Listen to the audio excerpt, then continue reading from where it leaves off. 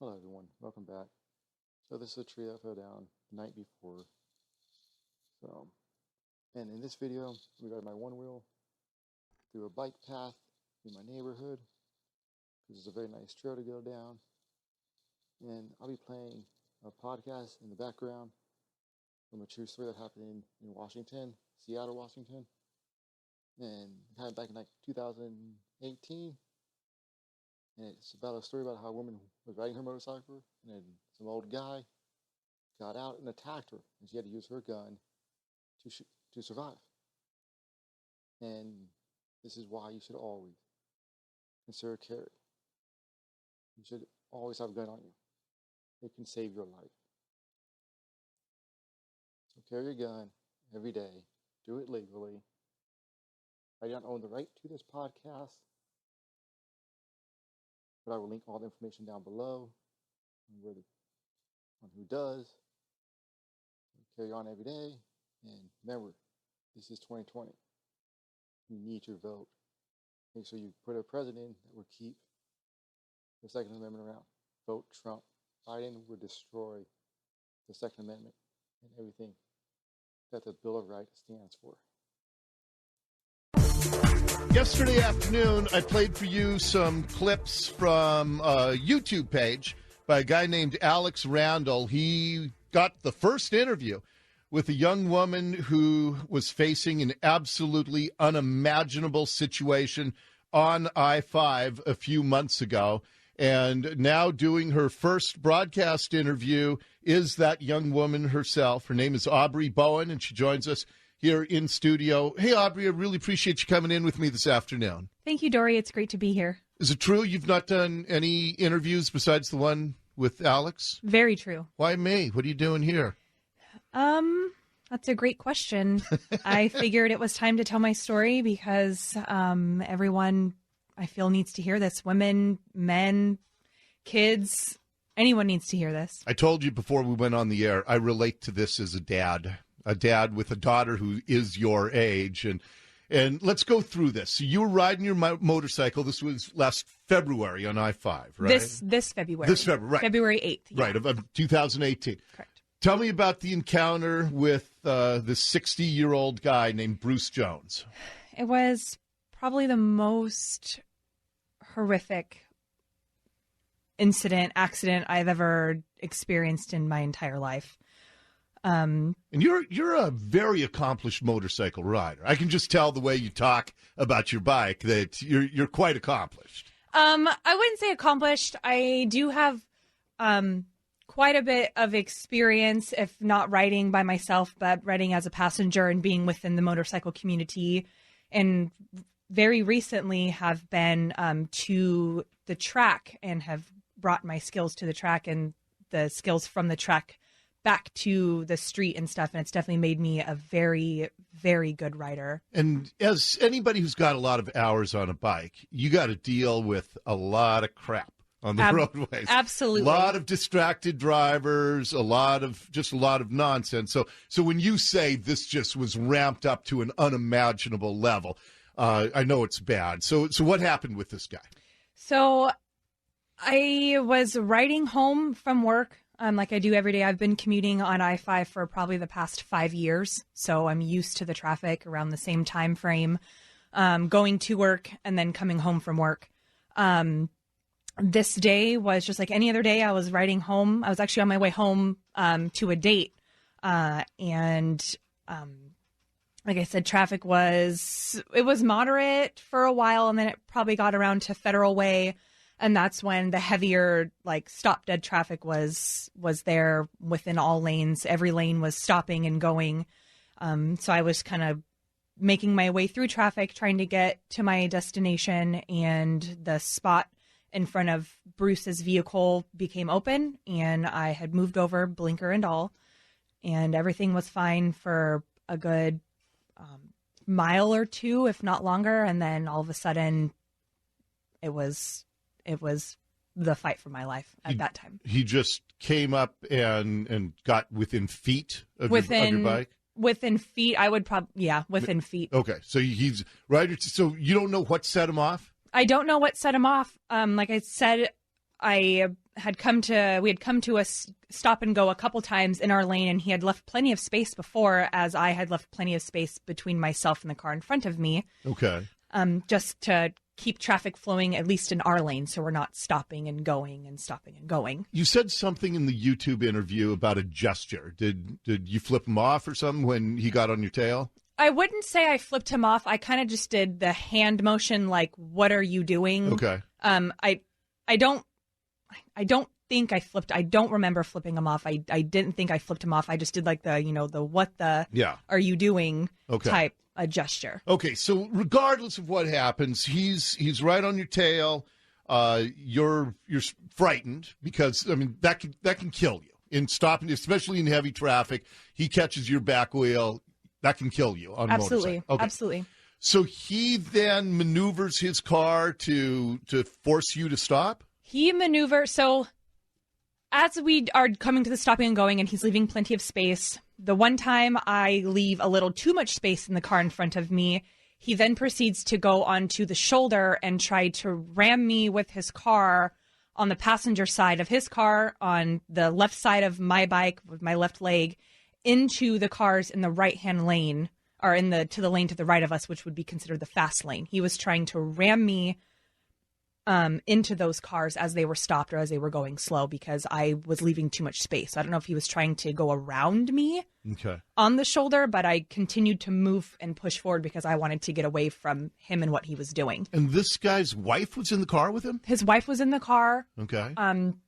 And at that time I was looking forward, trying to get away from him, and I had glanced over, and her face was right next to my face. And she had this shocked look. She wasn't crying. Not that I could see, but she's had this shocked, oh my God look on her face. And when he had done that a couple times, so he had got back behind me and then revved his vehicle again at me on the same side, on the shoulder again, and tried to hit me again. And then at that time, we had caught up to the car in front of us, and that's when he had got out of his vehicle. Okay, so you'd come to a stop. You see his car door open. You see him start to walk toward you. So I don't see his car door open. I am slowing my bike down and putting it into neutral because every lane was stopped at this point. And I looked in my mirror, and at that time I seen the door was already hinged open, and I looked back at that. After I looked in the mirror and looked back quickly, and he was already approaching me. He was already there within feet. Okay. All right. And that's just such an unimaginable situation. You're just trying to get home. You want to get ready for a date. You just want your day. And you see this guy walking toward you. I heard you say you put your kickstand down because you thought he was going to shove over you. I thought he was going to push me over. Correct. Okay. All right. And then you were literally in a fight to the death. The one that you prevailed in, and I see you getting emotional just thinking about it. Yeah, it was pretty intense. I never thought that I would have to be put into this situation. I've never wanted to use my firearm to defend myself. I've never had to be put in that situation where I had to. Sure. And now having to do that, it's, even though it wasn't, I did nothing wrong.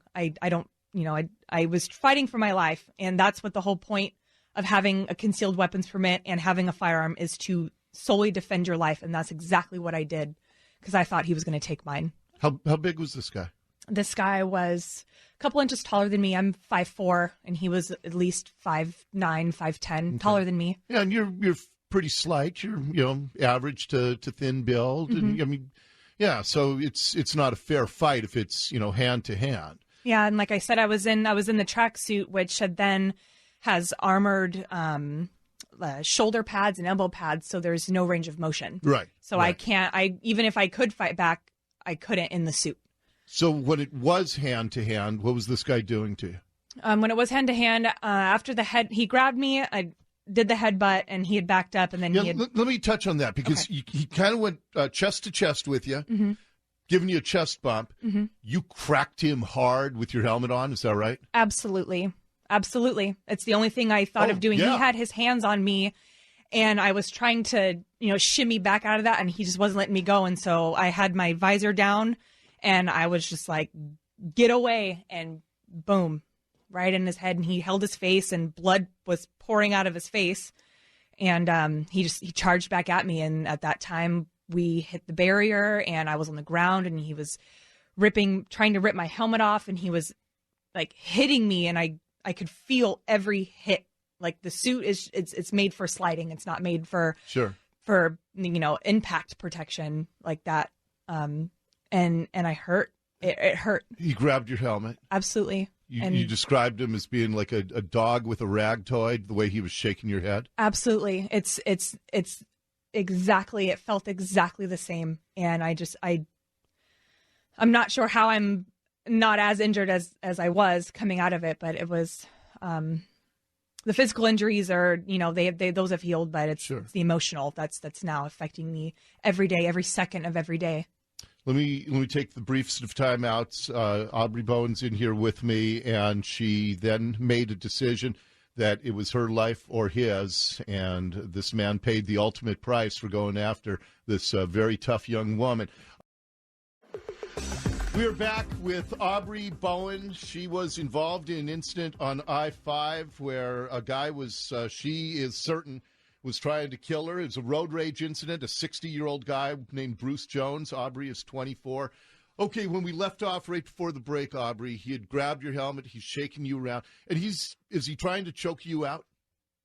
I think his motive was trying to take my helmet off so he could then further damage my head. But I heard you say you felt like you were maybe even losing a little bit of consciousness. I had gone in and out. I remember coming to, and I remember having to try to catch my breath as I'm still fighting this man off of me. At that time, I'm in a fetal position against the barrier, and he has his hand on the front portion of my chin that's open for airflow and where the chin strap is, and he had his hand in that area and was trying to yank up and back, so trying to rip my helmet off, which was causing lots of issues. Is he saying anything when he's doing this? I can't hear anything. I have the helmet on. I have headphones because I was listening to music before this happened, so I had headphones in, so no. So you're in danger of being choked out. If you're choked out, he probably kills you if he's in this kind of a rage. Absolutely. And that's when you thought about the concealed pistol that you carry. Yeah, because normally I'm not in a one-piece suit. I'm in like a two-piece suit or jeans and a riding jacket, something along those lines where I can easily get to my firearm if I need to. But at this time, I was wearing a full suit. It's February. It's cold. And as I'm in the fetal position, I almost kind of feel the pressure against my hip. And that's when I remember, oh, my gosh, use it. You have this. Use it. Is it on the inside or outside of the suit? It is on the inside of the suit. I was wearing a jacket and sweatpants underneath my suit, and I had the holster and firearm in the pocket of the jacket in front. Okay. It's a concealed carry jacket. It's by 5.11. What kind of gun do you carry? At that time, I was carrying a M&P Shield 9mm. Okay. And yeah, it's a small concealed carry gun. You go to the range, you work hard to be a responsible gun owner, it sounds like. Yeah, at that time, I was still very new to firearms. I'd only had that firearm for about a year. After the incident, about a month after, I went and did my first competitive shooting match just to get back into shooting to see how it would feel. Okay. Mm-hmm. So is there any hesitation when you're in a fight for your life? Because most of us, thankfully, are never going to be in that situation you're in. We think about it. We could use our gun. I just talked in the last half hour with a girl in Montesano. A guy put a gun in her ribs and tried to kidnap her, and she wasn't carrying that day, even though she has a gun. Any hesitation, or do you just know it's me or him? It was me or him, and I was coming home. What'd you do? Tell me about the shooting itself. So at that time, I was in the fetal position. And I got the gun out of the holster. I still had my motorcycle glove on at this time, so my hand it felt like that's where it was supposed to be, and everything just worked out. From pulling it out of the area it was in, from the suit, because it was a small opening. From pulling it out of there, getting my hand in a correct. Getting my hand on the proper grip and getting my finger into the trigger area and pulling it felt so natural, even though I've never had to do that before. And you don't have time for oh my God, I'm about to shoot another human being. No. And even if you had time for that, you knew that it had to be done. Absolutely. So you shoot him. What happens? shoot him. One shot? One shot. Where'd you hit him? From being on the ground and he was leaning over top of me, I believe, I had my eyes closed when all this was happening. I was still coming in and out of consciousness. I had just come to at that point, and then that's when I grabbed my firearm. I was in the fetal position, got the gun out of the area if it was a small opening to get out of my jacket, and then I put it against him. So anywhere in the abdomen, I believe it shot probably somewhere above the belly button. I have not looked at the autopsy to see exactly where it went. I really don't. Yeah, I understand. Not interested, really. Yeah, I understand.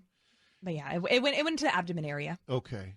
What's his wife doing while all this is going? She is in the vehicle. Did not step out one time until after, very, very, very later after. Had law enforcement arrived by the time she got out? Yeah. Did you talk to her? No. What's the reaction on her face? What's she doing?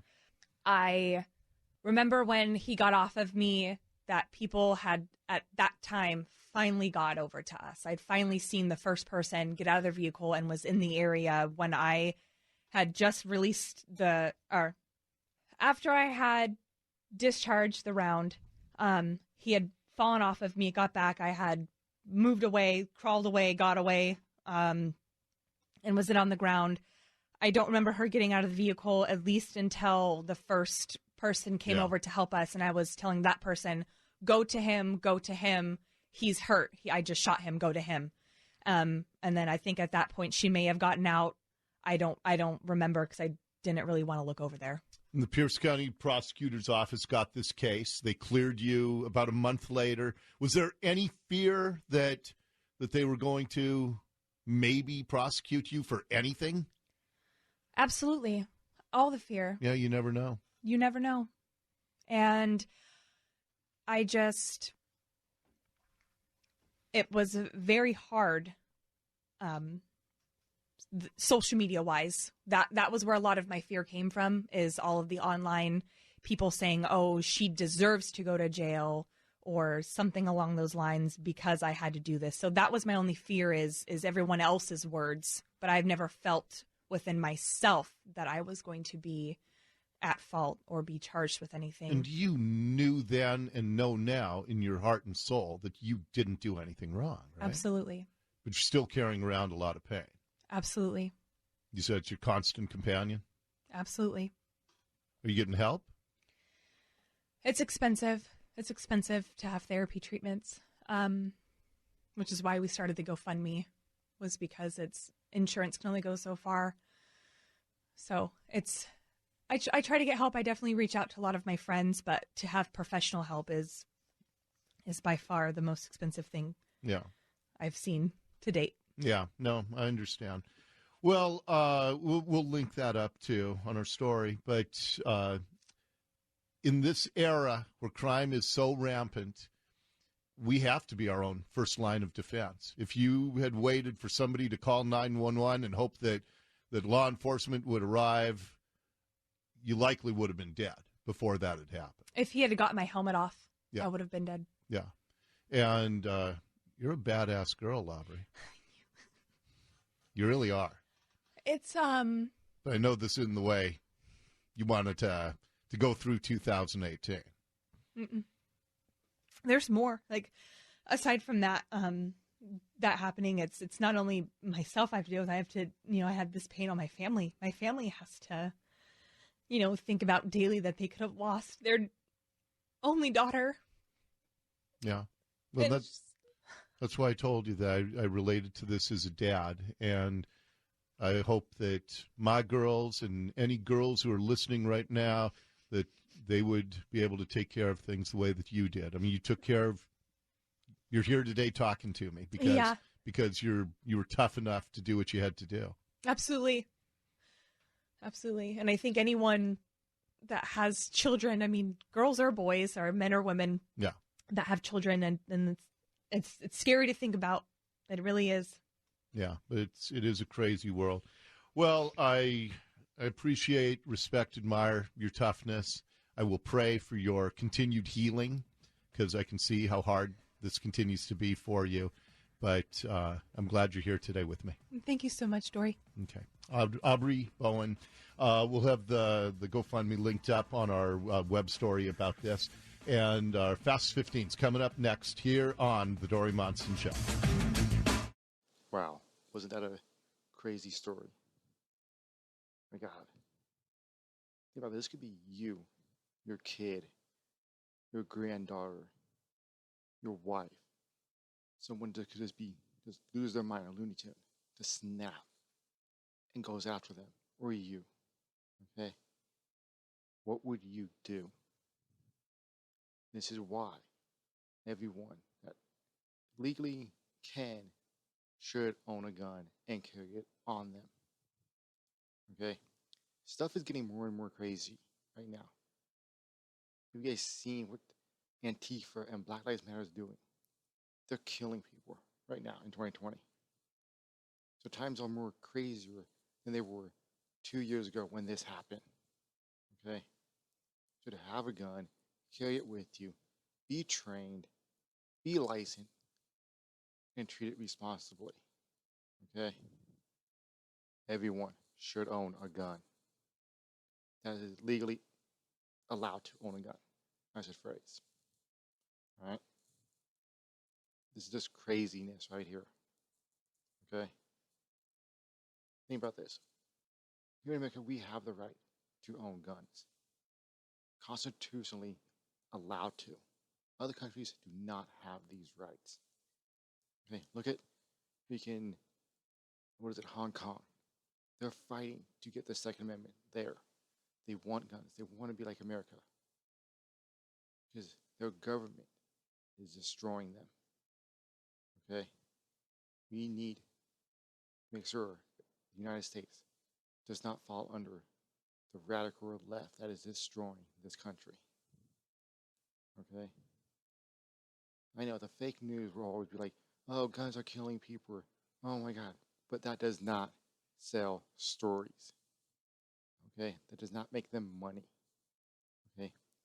Because you know, killing people, that's a news story. Saving yourself is not a news story. The news has an agenda. Okay? I know a lot of people die from gun violence. It's sad. But if you really look at the statistics and the evidence, freaking suicide is lumped in with gun violence. That's why we have so high numbers. It's not because of the crime per se. It's suicide. Okay? Educate yourselves. Be smart. Because the Democrats do not want you to be smart. They do not want you to be educated. All right?